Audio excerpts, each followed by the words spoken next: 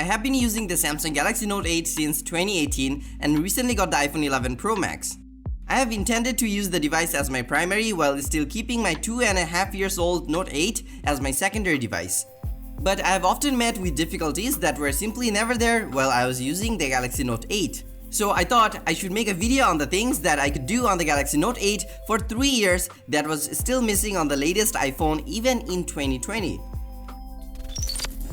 Hey everyone, I'm Chaser and welcome to Tech Square. Before going into details of how these two phones are different, let's get the most obvious difference out of the way. The Galaxy Note 8 has a Snapdragon 835 processor based on the 10nm fabrication process. Meanwhile, the iPhone 11 Pro Max comes with Apple's 7nm plus 813 chipset, which means the iPhone 11 Pro Max is not only powerful than the Galaxy Note 8, it is also more energy efficient. It also has a much bigger battery capacity compared to the Galaxy Note 8. There is another fact, which is that the Galaxy Note 8 is almost 3 years old. Batteries degrade over time whether you're using the device or just bought a new one off the shelves. So without a doubt, the iPhone 11 Pro Max will be able to support you for a whole day. Another way, the iPhone 11 Pro Max beats the Galaxy Note 8 is with its camera. The iPhone 11 Pro Max is equipped with a triple camera array compared to Galaxy Note 8's dual camera. However, if you consider the camera quality, the Note 8 is still capable of capturing quite good pictures. The front camera takes quite good quality pictures at night time. Apps are much snappier and load faster on the iPhone 11 Pro Max compared to the Galaxy Note 8, which is expected. But the real difference comes to the actual day-to-day use case scenarios and features. The first real difference you'll notice is on handling the phones. But when it comes to handling both phones, the Galaxy Note 8 feels much comfortable to handle. Part of the reason, I think, due to the fact that the iPhone is wider than the Galaxy Note 8, which is why it is easier to reach every corner on the Galaxy Note 8 even though the iPhone 11 Pro Max is shorter and thinner compared to the Note 8. This iPhone is also heavier than the Note 8. Now, Note 8 isn't particularly a lightweight device, however, it's less than 200 grams, meaning it is still easy on your wrist. But the difference of experience doesn't just end there. From unlocking the device to using it regularly, you'll find it things that are not so 2020. For example, while unlocking the device, the iPhone 11 can't unlock with the face mask on. So I have to type the 6-digit code every time when I'm out. But with Galaxy Note 8, you also have a rear-mounted fingerprint sensor, which may take some time, but it is still faster than unlocking the device with the pin. Then comes the notch on the iPhone 11. I mean, it's 2020 and the notch on the display is so 2017. Admittedly, the Galaxy Note 8 has a top and bottom bezel, but it has very minimal side bezel, mostly contributed by the curved display. In contrast, iPhone 11 Pro Max has more bezels on the side. Overall, the display on the iPhone is really good, but it is not 2020 good, where we have very minimal side bezel and the notch is gone. This is an issue with Apple. They don't bring drastic changes every year.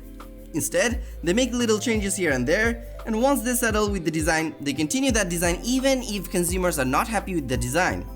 But with Samsung and other phone manufacturers, they try to make changes on the appearance of their devices every year. And if anything on the design is not approved by the consumer, then they're quick to change that.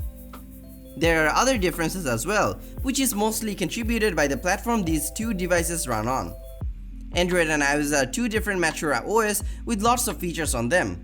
But Android is an open source OS and has lots of customizable features on it. Whereas iOS is not so big on letting users customize much.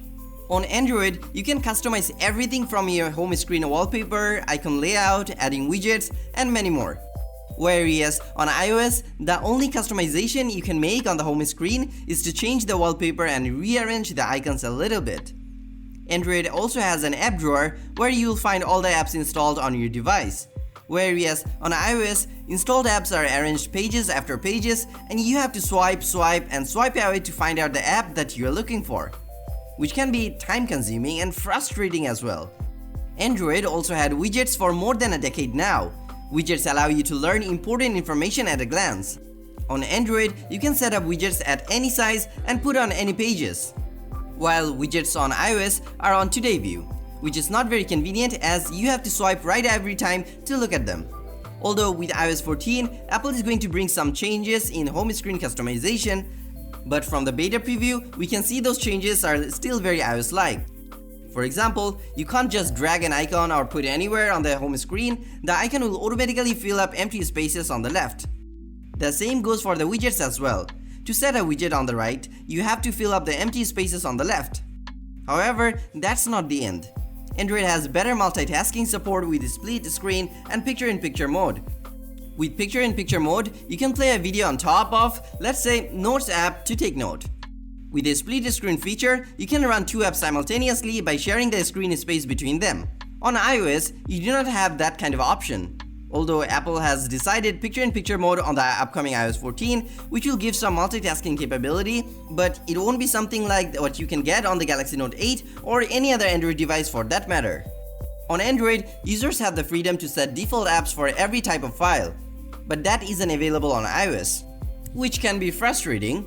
I have no complaint against Safari on iOS, but I love Chrome more. For document viewing, I love Microsoft Word, but I can set them as default like I can do on my 3-year-old Note 8, which really hinders my productivity, as I can't just click on a file and the file opens on the app of my preference. Now on iOS 14, Apple is going to let users set default apps, but that is only going to be allowed for browser and email app. Now being an Android user, I'm not too excited about it. But I hope Apple opens up more to users to set their own preferred default apps. But that's not all. Our smartphones are getting bigger and bigger in size every year. As I have mentioned at the beginning of my video, iPhone 11 Pro Max is quite a big device.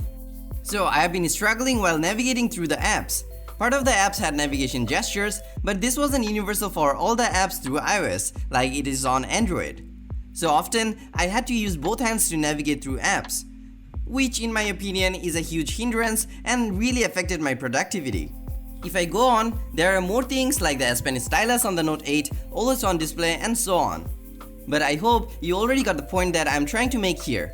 However, my overall opinion on the iPhone 11 Pro Max is that it's a great device, but if you want to get more things done and be productive through your smartphone, then iPhone is behind the Note 8 in overall user experience.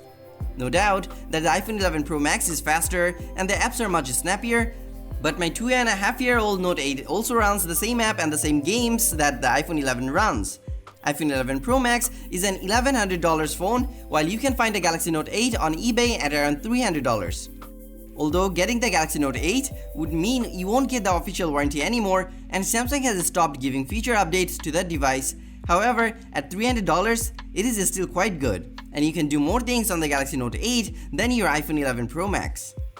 So that's all for today's video. If you like the video, then hit the like and share with your friends. Comment below to let us know your thoughts. Consider subscribing to this channel for more videos like this and press the bell icon to get notified for our future videos.